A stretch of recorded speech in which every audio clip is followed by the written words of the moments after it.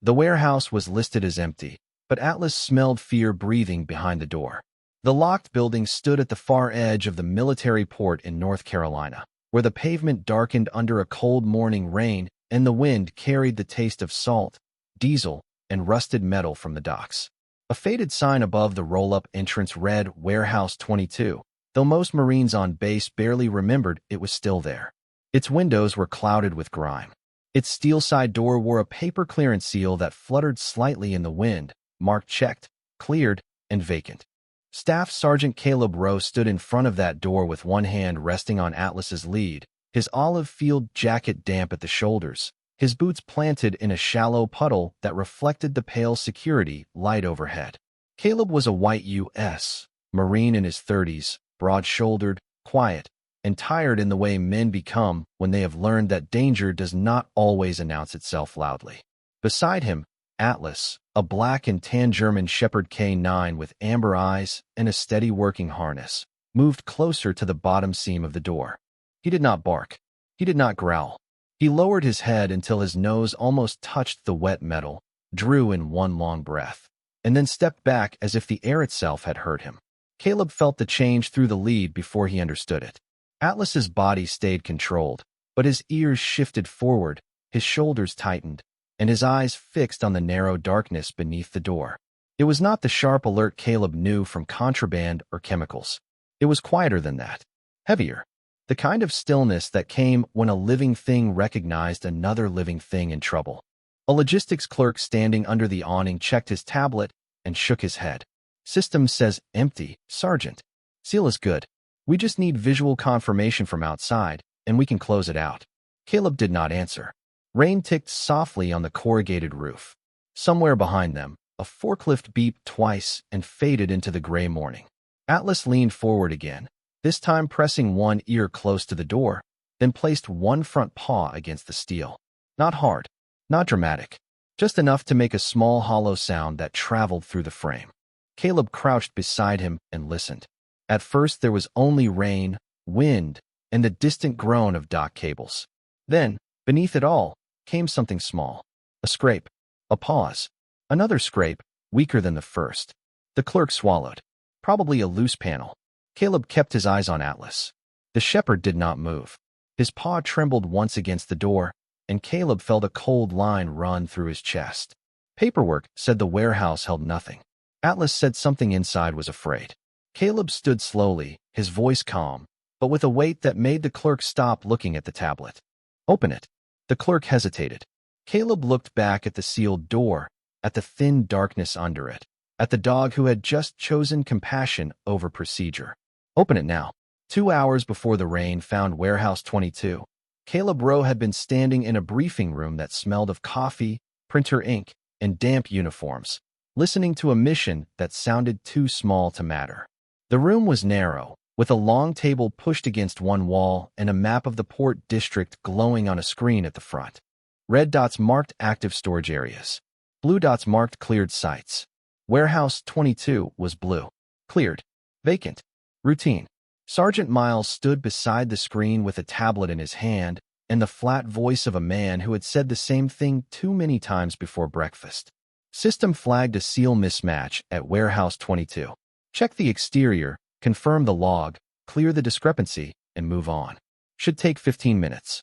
The last phrase drifted across the table like a small door closing.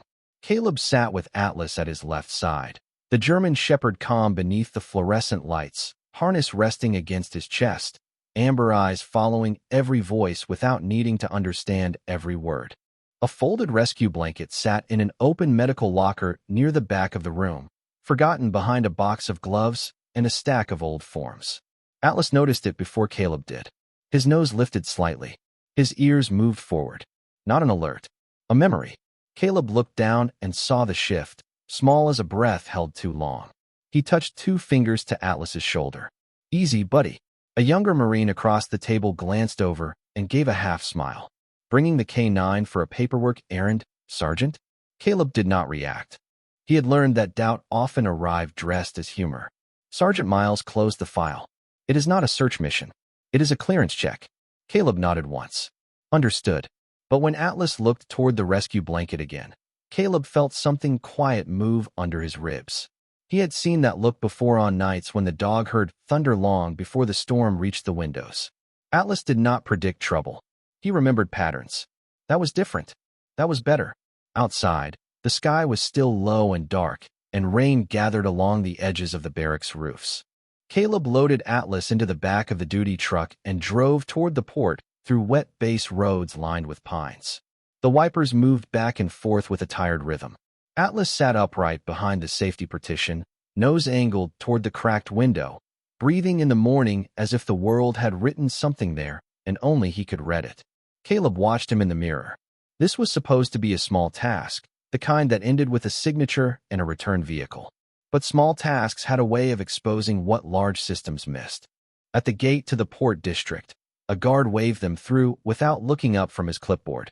Beyond the fence, warehouses sat in long rows beside the docks, their metal walls streaked with rain, their loading bays dark, their signs faded by salt air. Warehouse 22 stood farthest from the active lanes, half hidden behind stacks of unused pallets and a rusted cargo ramp. The place looked forgotten, not dangerous. Sometimes that was the trouble. Forgotten places could hold the loudest silences. Caleb parked near the side entrance, stepped into the rain, and opened the rear door for Atlas. The German shepherd jumped down lightly, then stopped before his paws had fully settled on the pavement. He turned his head toward the locked building. The lead in Caleb's hand went still. Atlas had not seen the seal yet. He had not reached the door.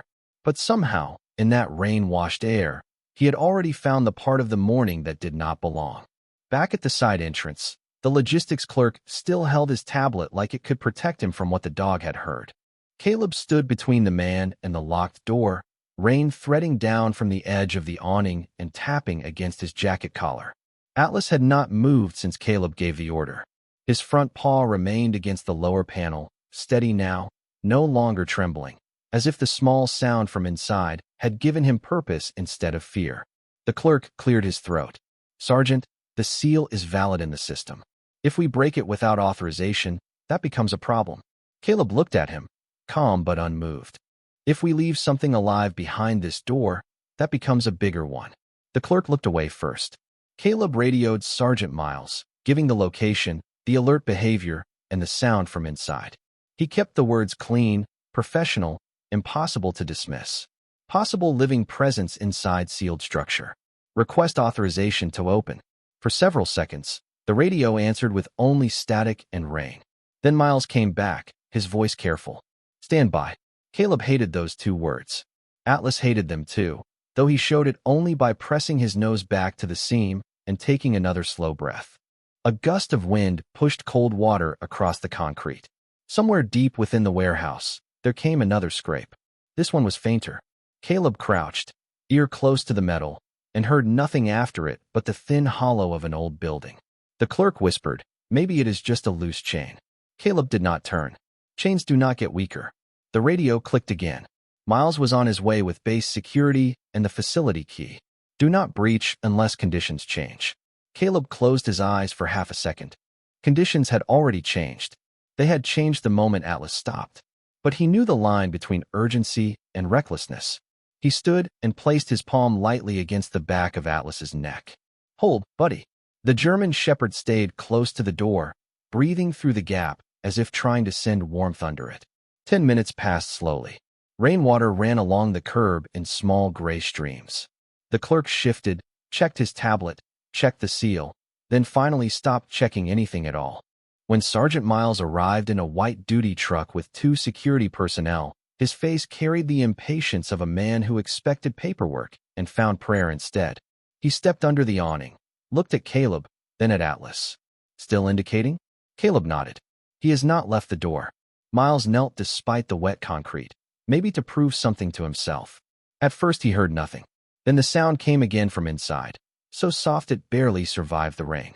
A single scrape, followed by a breathy whimper that made every man under the awning go still. The clerk lowered his tablet. Miles stood slowly, his expression no longer administrative. "Open it," he said. The key turned hard in the lock, metal resisting metal with a tired groan. The paper seal split as the door moved inward, releasing air that had been trapped too long. It smelled of dust, damp wood, old oil, and something living underneath it all. Atlas did not rush in. He waited until Caleb gave the quiet command. Search. Then the German shepherd slipped through the opening with his head low and his steps measured, entering the darkness not like a dog chasing a scent, but like a soul answering one. Inside Warehouse 22, the darkness felt older than the lock on the door. Caleb stepped in behind Atlas with his flashlight angled low, letting the beam skim across the concrete floor, the empty pallet racks, the torn plastic sheeting hanging from a shelf like tired curtains. The air was colder inside, thick with damp wood, dust, old oil, and the sour stillness of a place no one had cared enough to breathe through in weeks. Rain whispered against the metal roof above them, turning every small noise into something uncertain. Sergeant Miles followed with base security, but Caleb raised one hand, asking for quiet. Atlas was working now. The German shepherd moved slowly through the first aisle, nose close to the floor, paws careful around broken zip ties and curled labels. He passed 3 empty storage bays without stopping. He ignored a stack of cracked bins near the west wall. He did not follow the obvious path toward the main loading dock, where a human would expect answers to sit in plain sight. Instead, he turned toward the back of the warehouse, where a blue tarp sagged over a stack of forgotten pallets beside a narrow storage room half hidden by shadow. Caleb felt the lead change in his hand. Atlas had found the line. The dog lowered his body, not with fear, but with tenderness. That was what made Caleb's throat tighten. A dangerous scent made Atlas sharp. This one made him gentle. They reached the tarp. Caleb pulled it aside slowly, and dust lifted in the flashlight beam. Behind it was a small service room with a metal cage door, unlatched but blocked by a pallet someone had pushed across the entrance. On the floor outside the cage sat a stainless steel water bowl, bone dry, its surface filmed with dust. Sergeant Miles saw it and stopped breathing for half a second. Caleb did not look at him. He was watching Atlas. The shepherd stepped to the blocked doorway and lay down, making himself smaller, calmer, less like a working dog and more like a promise. From inside the service room came the faintest sound yet. A breath, then a soft scrape of paw against blanket. Hannah Vale arrived just as Caleb and one of the security Marines shifted the pallet aside. Her medical bag bumped gently against her hip as she knelt near the doorway, her voice low and steady. Easy now. Nobody is rushing you. Caleb opened the cage door wider. The flashlight touched a gray blanket in the far corner. At first it looked like another pile of cloth left behind by careless hands. Then the cloth moved. A German shepherd lay curled beneath it, older, thin, silver around the muzzle, eyes open but tired, watching the light with the guarded hope of a creature that no longer knew what footsteps meant. A faded collar rested against its neck. The name tag caught the beam for one brief second. Ranger. Atlas did not bark. He crawled forward on his belly until he was several feet away, then stopped and lowered his head to the floor. The old dog lifted his nose a fraction. Their eyes met across the cold room.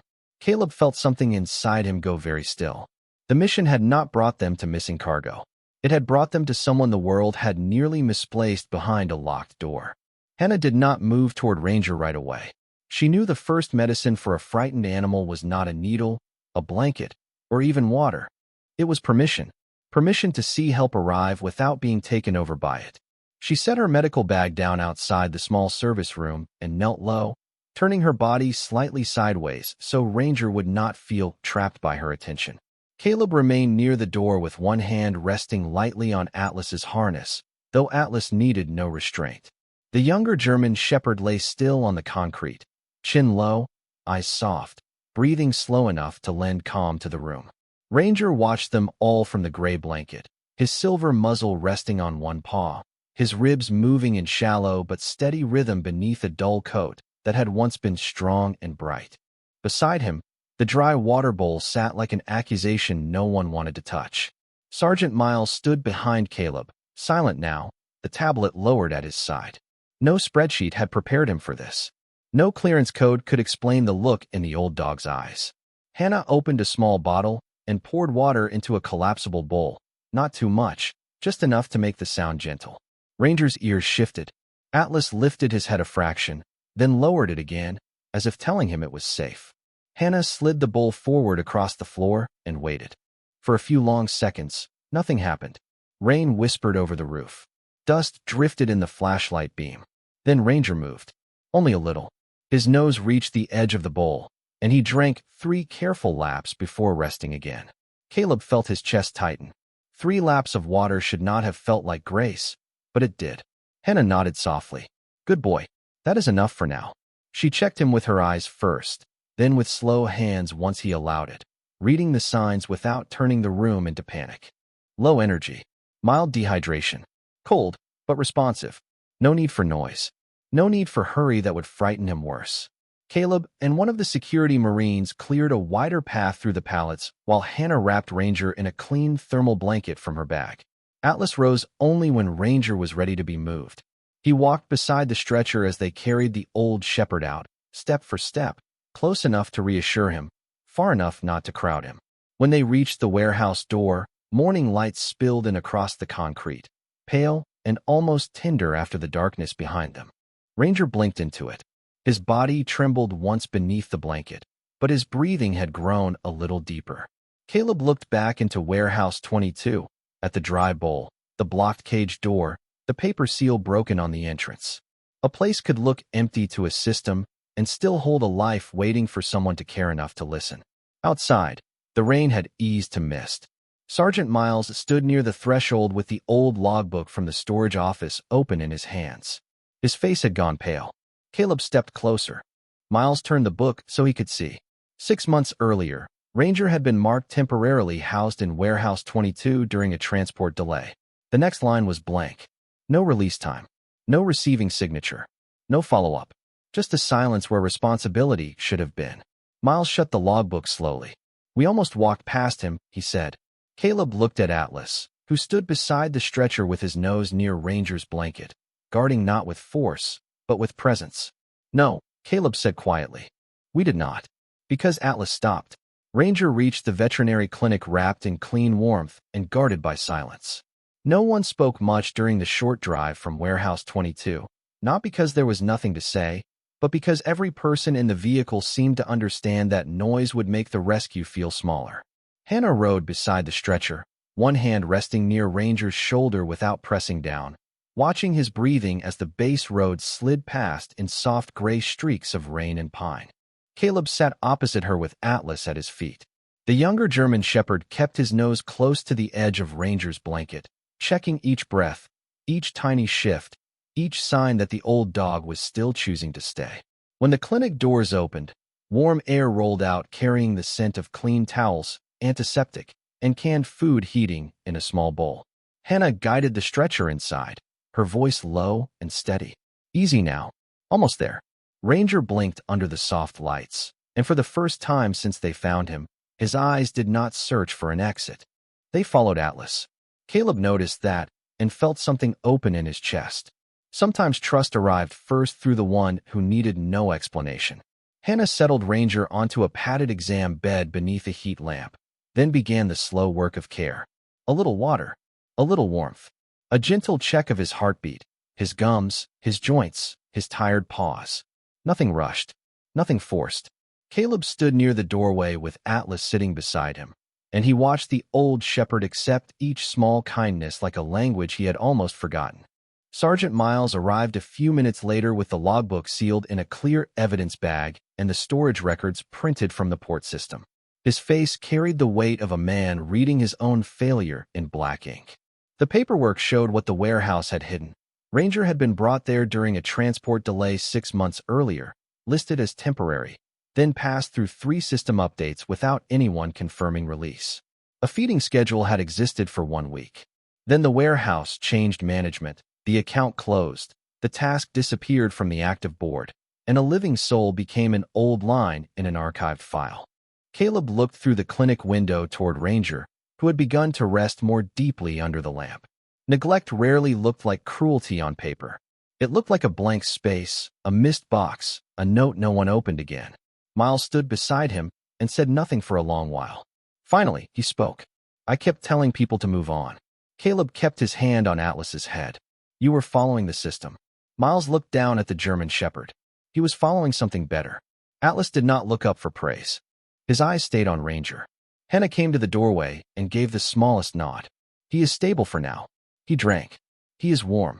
That was not a cure. Not yet. But it was the first true step back from being forgotten.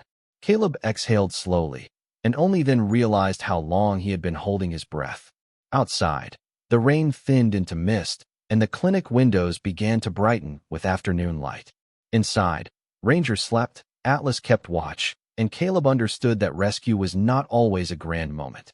Sometimes it was a bowl filled again, a door opened in time, and a room full of people finally learning how heavy silence could be. That night, the veterinary clinic held its own kind of vigil. Outside, Camp Lejeune settled into darkness beneath a sky washed clean by rain, and the port lights glowed faintly beyond the pine trees like distant stars placed close to Earth. Inside, the clinic was warm and dim, lit by the amber circle of Ranger's heat lamp and the soft blue glow of monitors that measured what hope could not say aloud. Caleb sat on the tile floor beside the exam room door, back against the wall, one knee raised, one hand resting on Atlas's thick black and tan shoulders. He had been told twice to go rest. He had answered both times with silence. Atlas had not moved from the door. Every time Ranger shifted beneath the blanket, Atlas lifted his head. Every time Ranger's breathing changed, Atlas listened. Hannah moved quietly between the counter and the exam bed, checking water, blankets, notes, and vitals with a calm that seemed less like routine and more like prayer practiced through skill. Ranger slept in pieces. A few minutes here, a faint stir there. Once, just after midnight, he lifted his head and looked toward the door. Atlas rose instantly, but did not enter. He only stood, ears forward, waiting for permission he somehow understood mattered. Hannah saw it and opened the door halfway. "Easy," she whispered. Atlas stepped in with the care of a dog crossing sacred ground. He approached slowly, stopping 3 feet from the exam bed, then lowered his head until his nose rested near the edge of Ranger's blanket. Ranger blinked at him. His tail moved once beneath the cover. Small, weak, but real. Caleb looked away for a second because the room had become too bright with something no lamp had made. Hannah smiled through tired eyes. "There it is," she said softly.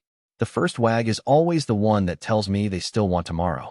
Caleb swallowed and crouched beside Atlas. "Good boy," he murmured, though he was not sure which dog he meant. Hours passed in quiet fragments. Sergeant Miles came by near 0200 with an updated report and stood outside the glass without entering, cap in hand, reading Ranger's name on the chart as if seeing it properly for the first time. He did not offer speeches. He left a fresh bag of clinic blankets by the door and went back into the night. Caleb watched him go and understood that remorse, when honest, often started with small repairs. Near dawn, the rain stopped completely. A pale silver light began to form behind the blinds, touching the floor 1 inch at a time. Ranger woke again, drank a little more water, and kept it down. Hannah exhaled like she had been carrying the whole warehouse in her lungs. "Stable," she said. "Still fragile, but stable." Atlas laid down beside the exam bed then, close enough for Ranger to see him, far enough to let him rest. Caleb sat beside both of them and felt the long day finally settle into his bones. He thought about the sealed door, the dry bowl, the logbook's blank line, and the way Atlas had refused to let emptiness become an answer. Some rescues sounded like sirens. This one sounded like breathing. Soft, uneven, still here. And as morning entered the clinic, Caleb realized that grace had not arrived all at once. It had come in 3 laps of water, 1 weak tail wag, and a German shepherd who would not leave another behind. By late morning, the investigation returned to Warehouse 22, but the building felt different now. The same steel door stood open beneath the gray awning. The same paper seal hung torn at the edge, and the same puddles gathered along the loading lane. Yet the place no longer looked like an empty structure on a forgotten checklist. It looked like a warning. Caleb stood beside Sergeant Miles inside the storage office, while Hannah remained at the clinic with Ranger and Atlas. On the desk lay the old logbook, 3 printed inventory reports, and a transfer sheet that had been copied so many times the ink looked tired. Colonel Everett Shaw had come down from command himself, not with anger on his face, but with something heavier. Responsibility. He read the records slowly, 1 page at a time, while the room held the smell of wet cardboard and dust. The truth was not dramatic when it finally appeared. There was no grand secret hiding behind the blank line. No single villain standing in the doorway. Just a chain of small failures, each one quiet enough to excuse until they became a locked room. Ranger had been housed temporarily after a transport delay. The feeding schedule had been assigned to one office, then moved to another during a software change. The warehouse had shifted from active storage to inactive clearance. The contractor who was supposed to confirm release had marked the file pending. The next clerk archived it without seeing that pending did not mean done. Then months passed. Systems updated. People rotated. The door stayed locked. A living K9 became a forgotten entry under a blue dot on a map. Sergeant Miles stared at the pages, his hands still on the desk. "I signed one of these updates," he said. His voice was low, stripped of rank. Shaw looked at him, not harshly, but without letting the truth soften too much. "Then you will help fix every update after it." Caleb listened from the doorway. He felt no need to punish the room with words. Anger would have been easier than what he felt. Anger had edges. This was grief with paperwork attached. He thought of Ranger's dry bowl, of Atlas's paw against the steel door, of the sound so faint that rain nearly swallowed it. "We almost walked past him," Miles said again, as if the sentence had become a weight he had to keep lifting until he understood it. Caleb looked through the open warehouse door toward the wet yard where Atlas had first stopped. "Atlas did not," he said. Shaw closed the logbook. "From today forward, no cleared animal housing space closes without physical confirmation from veterinary staff and K9 operations. No archive transport without receiving signature. No empty warehouse stays empty on paper alone." The words did not undo the months Ranger had lost, but they built a door that might keep another soul from disappearing the same way. Back at the clinic, Ranger rested under warm light while Atlas lay outside his room, eyes half closed but listening.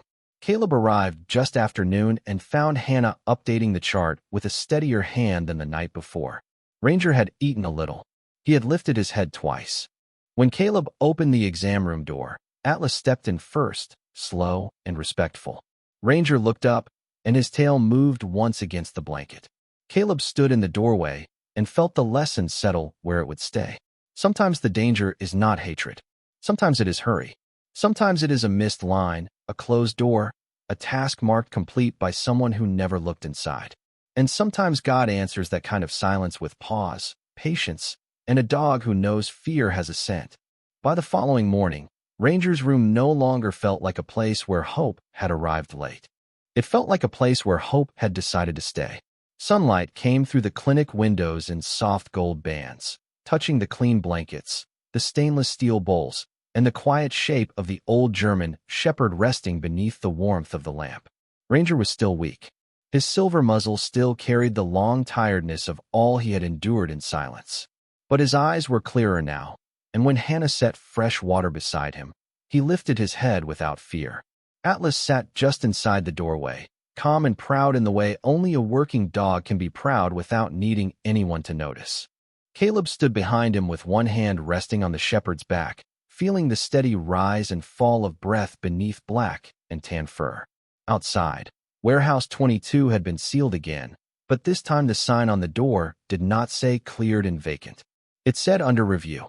That mattered, not because words could heal what had happened, but because words, when written honestly, could keep the next door from closing on the next forgotten soul. Colonel Shaw had ordered every inactive storage site checked by hand.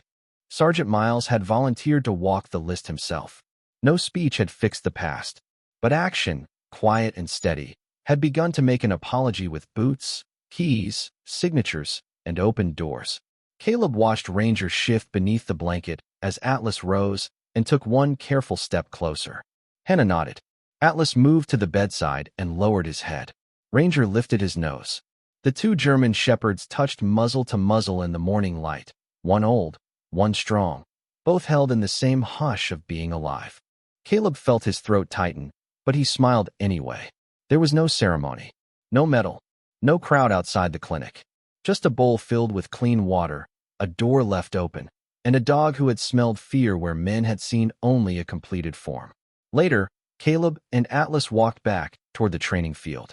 The grass was wet from the night rain, and the air smelled of pine, salt, and something new, something clean. Trucks moved through the base. Marines crossed the road with coffee and clipboards.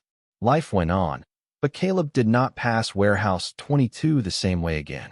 He paused at the distant view of its roof beyond the port fence, then looked down at Atlas. The shepherd looked back, amber eyes steady, asking nothing, claiming nothing. Caleb gave him the only praise that felt big enough and small enough at the same time. Good work, buddy. Atlas leaned against his leg for one quiet second, then turned toward the field. Together they walked into the sunlight, not chasing glory, not carrying anger, but holding a lesson that would outlast the report. Sometimes rescue begins before a door opens. Sometimes mercy starts with believing the one who stops in the rain. And sometimes a mission becomes holy because a loyal heart refuses to move on.